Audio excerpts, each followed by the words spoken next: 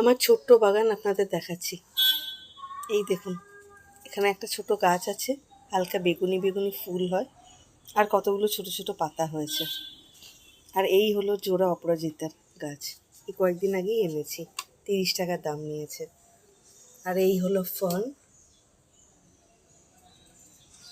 আর তারপরে হলো পাতাবাহার।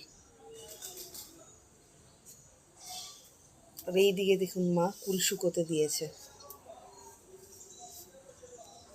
নিচে আরো গাছ আছে।